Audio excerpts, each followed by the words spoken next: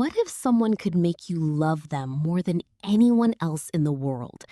Not convince you, not make you fall for them naturally, but actually force that feeling into existence.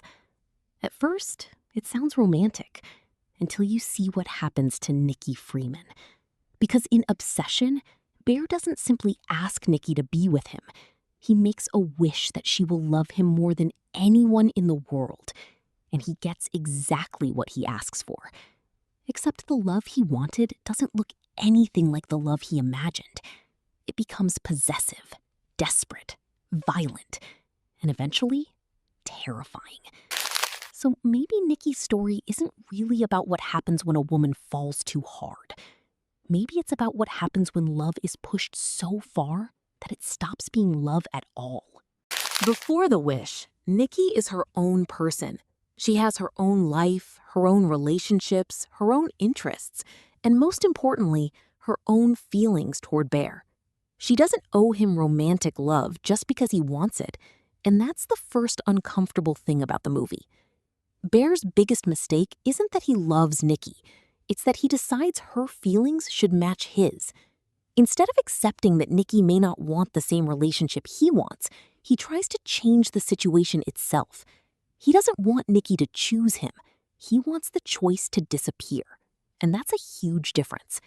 Because real love requires another person's freedom. The moment you need to control someone's feelings for your own happiness, you're no longer asking for love. You're asking for emotional ownership. Look at Bear's actual wish. He doesn't simply wish that Nikki would love him. He wishes that she would love him more than anyone else in the world. And that wording is important because I want to be loved is completely different from I need to be the most important person in your entire world. The second one creates a hierarchy. Everyone else has to become less important so that you can become more important. And that's exactly what starts happening to Nikki. Her feelings aren't balanced anymore. They're amplified. Her attention becomes concentrated on Bear.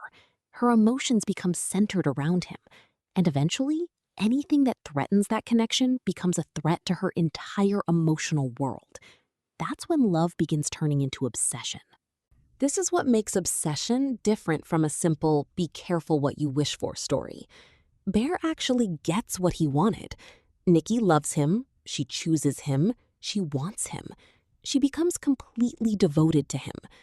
From the outside, it should be his dream relationship. Except there's one problem. It's not the Nikki he wanted. And that's the irony at the center of the entire movie. Bear wanted Nikki's love so badly that he removed the thing that made her love meaningful: choice. If someone loves you because they genuinely want you, that's love. If someone loves you because their feelings have been magically altered until they can't do anything else, that's possession wearing the costume of love. And Nikki's transformation makes that difference impossible to ignore. And this is the part that makes Nikki especially important. It's easy to watch the movie and reduce her to the obsessive girlfriend, but that misses the entire point. Nikki didn't wake up one morning and decide, I want to become obsessed with Bear. She was subjected to a wish that altered her feelings. That's why the movie forces us to question the idea that intense love is automatically desirable. Because we often romanticize being someone's everything. We say things like, they can't live without me. They're obsessed with me. They only want me. It sounds flattering until you ask what happens when that obsession stops being voluntary. Nikki shows us the dark side of being someone's entire world. Because being loved intensely isn't always the same thing as being loved well. Nikki Freeman teaches us something that sounds simple, but is actually incredibly uncomfortable. You cannot make someone love you without changing what that love means. Bear thought the perfect relationship would be one where Nikki loved him more than anyone. But the movie shows the opposite. Love becomes meaningful because it is voluntary. Because someone can choose you, and they can also choose not to. That's what makes their choice real. Nikki's story takes that choice away.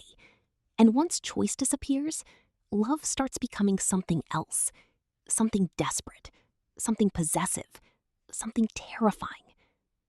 Maybe that's why the most disturbing part of obsession isn't watching Nikki become obsessed. It's realizing that someone else created the obsession and then had to live with what he asked for. Because sometimes the thing you think you want most isn't love, it's certainty. And obsession shows exactly how dangerous that desire can become.